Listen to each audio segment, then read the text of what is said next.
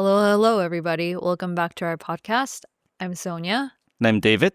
Harry. Yeah, so let's talk about how this will apply in the West. This is the part that I really like to talk about, comparing the Western and the Korean culture. Now, I want to open up with this. Would you guys recommend to a Western friend or our Western listeners to try talking about this with their friend? I think they should, yeah, because like I said, Western culture has kind of like forced, masculinity to the men's. So what I think is that, maybe sometimes they have to talk about this kind of, because there are some, Western men who look perfectly, straight, but they have some feminine part of them. And also they're not gay. So even though they are a straight man, but there are some people who actually have emotional part or feminine side of them. I think if they can talk about this with their friends or people, by using this test, then maybe it could be a great chance to understand each other. Yeah, for them. Personally, I feel like that could be opening up a big jar of worms, like a big bomb, because I think this can be a sensitive topic in the West. Really? Okay. Like for you to accuse, say that if we're in Canada and we're in like the kind of just the Canadian setting, for me to tell you, hey, Harry, it looks like you have some feminine side to you. For me to say that to you, that could be a very sensitive thing. Oh. Or for me to say to Sonia that, I see that you are really good with planning, goal-oriented. Hey, that's really masculine of you. And that, you can imagine the drama that could bring, right? Like, I'll be like, what the heck? yeah, you might find that offensive, like for me Yeah. to term that goal-oriented as a masculine feature. Because when I first heard about this, I right away began comparing how this will work out in the West. Because now my experience, I grew up in Canada from age of 10. And for somebody that's in junior high school, in my time, it was the Backstreet Boys and the Spice Girls. And for somebody, a guy, to say that I like those music, it'll be like a social suicide to say that. And I think the same example would play out differently in Korea, right? Yeah, in Korea, even when I was young, like early 90s, we only have, for us, the pop music is always like K-pop. So it's not, so we don't have any like aggressive rock or hip hop at the time. So yeah, we don't have any choice. And maybe that's why like for listening to K-pop is not really a gay thing here. And nobody think that way. And also if you listen to like metal rock music, it doesn't really make you feel masculine. It's like in Korea, everybody kind of like listen to K-pop music. So if you listen to other stuff like heavy rock music, then you're a nerd here. Right. Yes. Yeah. And actually they are. Like listen to like I said, I was one of them. So don't get wrong with this. I was one of them when I was young. I listened to hip hop and metal music when I was in middle school or high school. I totally didn't listen any K-pop music at the time. And the friends around me who actually listen to the same style of music, we're all super nerd. We all wear glasses. We're all skinny, and yeah, and also the bullies or I Like guess the it's jocks, yeah, they listen to K-pop in Korea.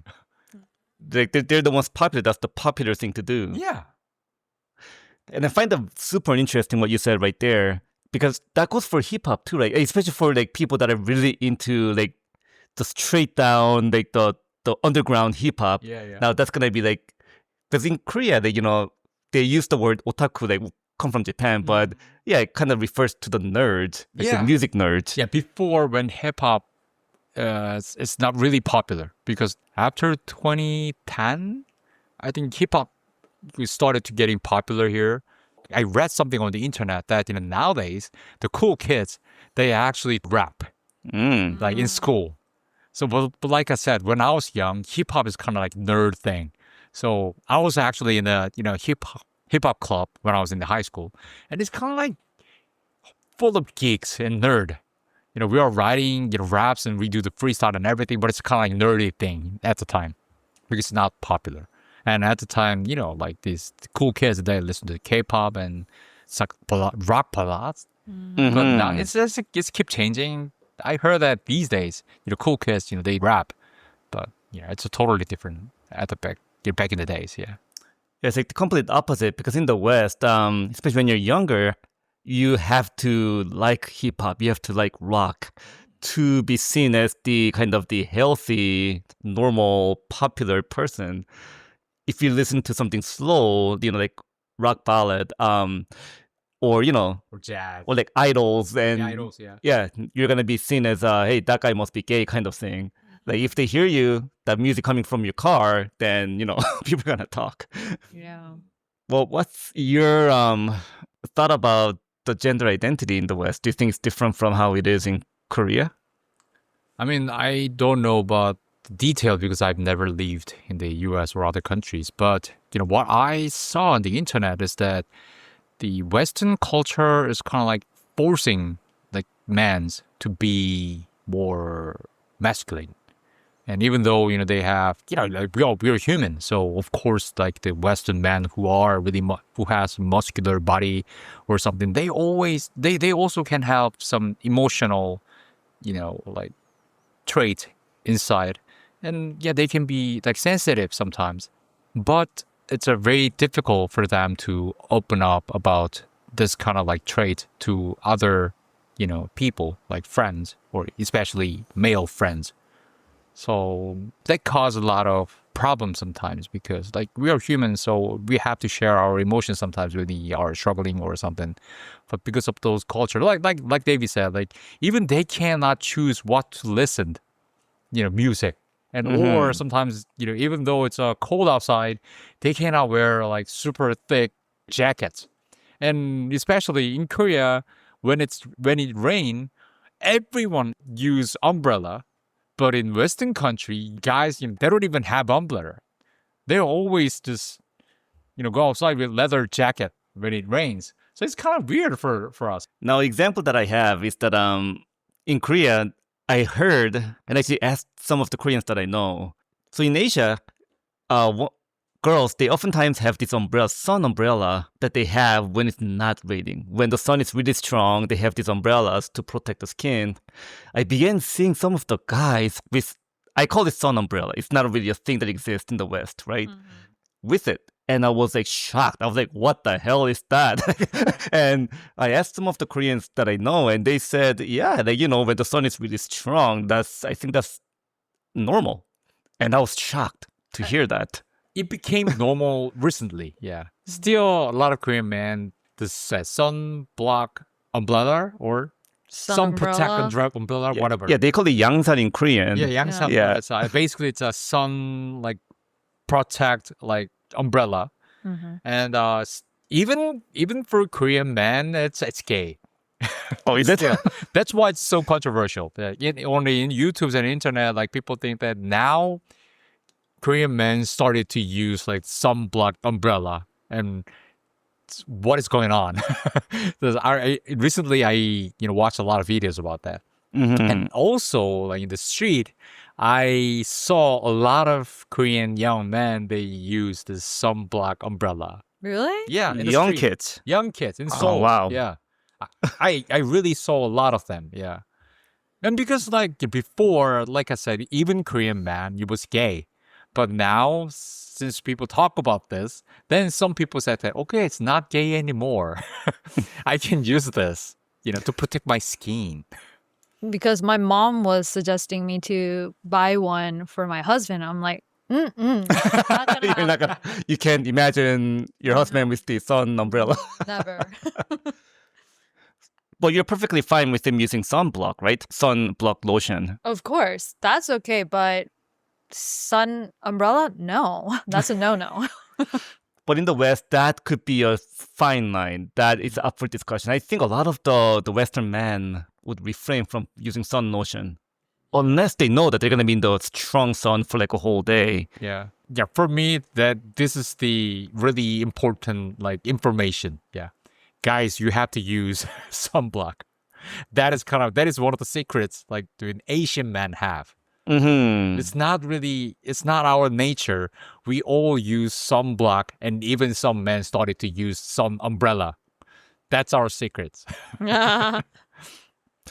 And I always find the standard difference to be so interesting because when I came to Korea in 2015, I began learning about all this cosmetic stuff. Like when I was in Canada, the only thing I knew was just lotion, and you use one lotion for the whole body. Wow. Yeah, I never heard about emulsion and all that, fancy stuff. And I don't think nobody uses it over there. I don't know if it's changing now, but yeah, the standard is different. Yeah, it's changing, but still a lot of Korean men really they don't care about this. Like even I like until I turned 40, I really didn't use any kind of like cosmetic stuff. Even I didn't wear any sunblock normally. But after turn 40, like since I'm old, I feel like my skin is kind of like changing. So that I feel like, okay, I need to do something on my skin or else I'll look like, really old man. So that I started to use the sunblock and some of this cosmetic stuff. But normally Korean people doesn't really care about cosmetic or their skincare like that much. That's You're why talking about Korean guys, yeah, right? Korean guys, yeah. That's why, in all these young, oldest cosmetic store, in men's section is always really small, and they always have all-in-one like Mm-hmm. lotion. You can cover every, like you said, this all-in-one. You can use every, part of your body, yeah, from face to your body, yeah. So I find that actually shocking. Do you think that's because you just didn't know about those products when you're younger, or do you think your personality changed? no, it's for basically using a lot of cosmetic thing or doing skincare. It's annoying thing. It's an extra work. So Korean men, we also feel like it's annoying. We don't really care about that because, like I said, it's extra. We have to care, something extra on our skin. So that's why a lot of Korean men also don't really care about that. Yeah. Well, that's shocking to me. That's Because I thought that you all always cared about skin products, from when you're young. We're not really super gay. Yeah. No. Because I will admit, upon coming to Korea, I began to use more of the basic skincare. I began to use the emulsion. I began to use the face lotion that's actually meant for the face. And recently, I began using this some of these special things that you can put on that's supposed to penetrate the skin layers, cell layers, and for hydration and stuff like that. Wow. you see them, I only have one lotion and sunblock. That's it. I don't have Okay. anything. Yeah, even though I'm super feminine Egen man, but even I don't use it. And I'm sure that a lot of Korean men they don't really use it. Yeah. Oh, really? Unless Huh. unless they turn 40. So I might be more Egen than what I think. Yeah, that's why, every man has their Egen part. That's normal thing. Yeah, it's not like we have like two different type of men. We have many different type and yeah. What's your perspective on this? Do you think it's normal for guys? Do you think Korean guys do take care of their skin from your experience, or? I think it depends on the person because, as you can see in our bathroom, my husband has more products than I do. So he has a ton of hair products. He takes care of his hygiene a lot. He makes sure that he smells good. Mm-hmm. And yeah, when we were first dating, he brought all these products to my studio. Really? Yeah. He had like 3 different hair products. Oh, wow. And he had his body lotion and whatnot. I can't remember exactly. Mm-hmm. And he always has hand cream and chapstick. A few days ago, I actually asked him, have any of your friends like called you gay before? Because you have like so many products, even more than I do. I thought that's like a typical Korean man, but maybe my thought is because a lot of these stuff that I'm talking about, I learned from the internet, right? And the internet is maybe perhaps not always correct on what it says. I mean that's really special. I mean I'm kind of like I'm super certified like 100% feminine man, but for me even that was too far. It's very special, yeah. Because I used to think that Korean guys are much more feminine when it comes to the external, care, their skincare and all that. My idea from looking at the, stuff on TVs and internet is that, especially with the younger generation, that it's becoming more common for guys to actually put on makeup and talking about not just BB cream, but, like foundation and all that. And I heard that especially in Seoul, a lot of the younger guys, they go to these skin clinics once a month. And, we're talking about them paying like $200-300 per session on regular basis. But I guess that's maybe not the common thing, huh? Not really common, yeah. But I'm sure it's increasing. There are increasing number of people who actually think about like skincare. But still, it's not really common. Yeah, it's because of genetic thing. Yeah, Korean men. The one of the reason is that we don't really need that. We don't really need that much skincare until we turn 40. Because one of my friend, he actually has really really good skin, and I was shocked that for his whole life he never used any kind of thing on his face, and he didn't really wash his face much.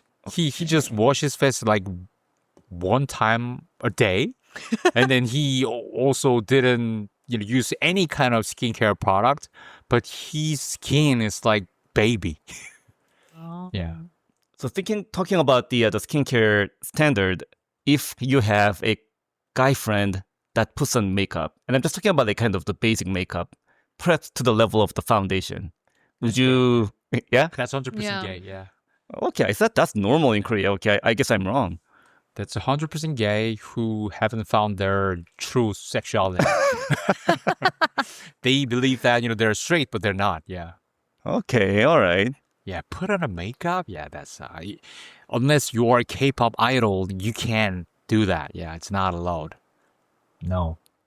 But when it comes to music, it's okay for guys to listen to soft, soft ballad music. Ballad is more of a Korean term, but Yeah. it's like the How do you call it in the Western country?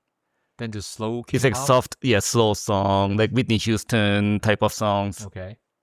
Yeah, so in Korea, that's considered to be okay. But yeah, it's interesting. I feel like Even when I was young, when I was in the rock band, it's kind of like an aggressive thing. And sometimes when I play on the stage, like all those people, like audience, they are men. So I was surrounded by men every night. And then when I turn on the TV and the K-pop stars, even though they look super 100% gay, they're so pretty, but they're always surrounded with beautiful girls. And I thought, okay, I always hang out with a lot of like men's around me. All of the audience fans are men, but those gay look, K-pop stars, they are always surrounded with like beautiful girls. And what is gay? Wait a minute. Was that a nightmare for you? Because you said you hate men. Yeah. I didn't really like that. Yeah. Because because I'm fully straight man, and also my bandmates, because as a man I'm always dreaming about like surrounding with beautiful girls, like girlfriends, but I didn't really have. It's a nightmare. Yeah. what got you into the music though? Was it the music or was it other factor?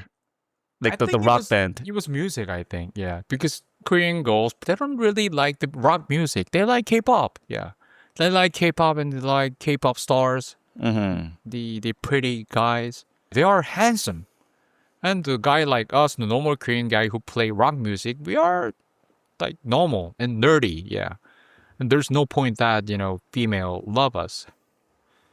But probably it's like we would say that those guys are handsome in the Korean society, but in the Right. Western society, they'll look at those men differently, I think. Yeah. I was gonna say that too. From the Western perspective, like the idols will be seen as pretty, Yeah, like the pretty, idol right. guys, not handsome. Mm. Handsome is like a guy that's playing guitar on a rock band on the stage. Yeah. And I think that's where the standard is changing. Yeah. So back in the day, they used to look at K-pop idols as gay thing. Now, if they look at like the emerging K-pop artists like Big Bang or BTS? BTS, Yeah. yeah, I think they wouldn't just straight up say that they are gay, right? Because like Harry's saying, they are popular. Yeah, they are popular, and if you are like K-pop stars like BTS, if they can, they can get laid like every night, like 100 women or something. But Because when I was young, I began to listen to Korean music, began having Korean friends in junior high school, and HOT was one of the group that was introduced to me. I could never say to my Canadian friends that hey, there's this group called HOT because I knew what they were gonna say, that it's gay as hell. I mean, yeah, it's kind of like different. But Yeah, now it's changing, I and think. now it's changing. Yeah, like I said, even when I was young, I also didn't listen to any K-pop, and I thought also the K-pop stars at the time are kind of gay. That's why Okay. I tried to listen to American hip hop or rock music because I didn't want to be gay. Yeah, that's what my perspective. But in these days, like K-pop stars are like they are popular nowadays. They are true rock stars, I think. Yeah, they're so famous. Yeah, that's why a lot of people they don't really see them as a gay because they are superstars. Yeah. We didn't talk about the Korean side of the male standard. Korean men are also forced to be masculine in some ways Yeah, right. because when we see little boys trying to cry, the moms will say, 남자는 우는 게 아니야. Boys don't cry. Men don't cry. Stuff like that. Yep. So I think that's why I haven't seen lots of guys cry in my life. Probably they do, I don't know, at home, but I think they don't really try to show their true feelings or the sensitive part of them. Mm-hmm. Yeah, because even in like school, like elementary school, if you cry in school, and if you're a man, if you're a boy, then you get bullied. Yeah, and people They will start, mock you and bully you. yeah, your classmates might tease you saying, Yeah, he's a girl, yeah. stuff Cry like that. babies cry. Yeah. Yeah, I think that can be true. Because I was in Korea until grade 4. And I think a lot of that male standard, qualities, I think that comes from my time in Korea. And yeah, and also in school, yeah, school is kind of like special environment. So in school, like if you are a boy, you always have to play some sports. And if Yeah. you start get along with the girls and they treat you as gay, yeah, we don't really have that kind of like gay term as gay when we were young. But they treated you as like girly boy, or he always hanging out with the girls, so he's girl, so he don't have any genital or something. Yeah. Because one interesting perspective that I have is that I've always had my Korean friends in Canada and my Canadian friends, two separate groups. And my Korean friends, I always felt that they were more. So my Korean friends, I always thought that they had more of the masculine trait, because when there's something that's hard, something depressing, something sad, we didn't talk about that. It was like an unspoken rule, and it wasn't that we weren't close. We knew each other from junior high, and even when we got into the college, we were still the close group of friends. And a big example is that one of my close friend when we were in college, his father passed away, and he couldn't talk to us about it because he just didn't feel ready. So I actually found out that his father passed from my parents because there's that close knit Korean community in Canada. So, and then I went up to him. I was like, dude, why wouldn't you tell me? Like, because I'm sure he's being sad, but he was like telling me that he just didn't know how to approach it. Like the weight of the situation, he didn't know how. But on contrast, my Canadian friends, we'll talk about basically everything, from girls to sex to like all different stuff. So yeah, on that sense, I always felt like Korean guys are more masculine in that sense.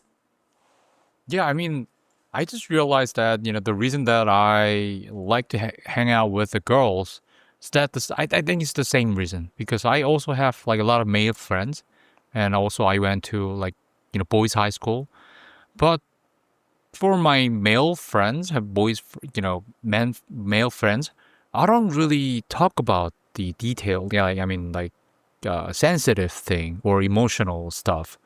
So that, we always just hang out and we had a drink together, but we don't really talk about the serious thing in our life or families or whatever. And for me, that feels really, all those like conversation feels really shallow and doesn't mean anything. But maybe that's why, that's because a lot of Korean men also have that kind of things. We cannot really open our, you know, emotion to the man, same man, because we have, maybe that's we have that in like school years, because like we said, when we were at the school, like elementary school, when we open up some feminine side of us, then we get bullied. So that's why we started not to talk about that or thing. So that, I don't know why, but yeah, that's why a lot of male friends cannot open their mind or thing. So that I started to hang out with the girls. So when I talk to girls, they naturally talk about their issues, and they always emphasize, and we share our feelings together. Yeah, that means that you can open up too, right? Yes, I can open up too. That's what and I feel, relieved when I actually started to do that with my female friends. But I have very few male friends who can do that, with me. But it's even that takes a lot of years. Yeah, he's one of my best friend, and then until we turn 35 or something, he didn't really open up with me about his, like difficult situation. But now, we're old, so now he started to talk about this naturally. But it's that hard in Korea. Yeah, it's that difficult. So we've talked a lot about, the guys' standards. How about for the girls? Do you think there's some difference in the Teto Egen standard for girls, like the Korea versus the West? Oh, that's a hard question, actually. Isn't it pretty much the same? Like Yeah, I for think so, Teto women? For me, the thing that stands out is that, a lot of the things that you guys talk about, like the Teto woman qualities, if you're to describe it in the way, a lot of the Western females will get offended. They'll say that, that's not a male quality. That is Oh, right. that's our thing too, kind of thing, Right. Oh, true. Like when you say that's like a woman is like being brave, going to like being a fire person. Right. Yeah, going to the fire, rescuing someone. We might say that, oh, that's a Teto woman, but yeah, Western woman will be like, bitch, But we don't really talk about the gender role these days, but we talk about the traditional like gender, culture. So people who listen to this, I hope that really, offend them. Yeah. But at the same time, I feel like that, just to say what's on my mind, I feel like they are just blocking themselves from talking about it. Because, Western women, there are women that are more girly, like, thinking more about the makeup, fashion, and all that. And there's woman that is more, go out there and, do it type of, person. Mm-hmm. There's different types of women out there in the Yeah. West as well.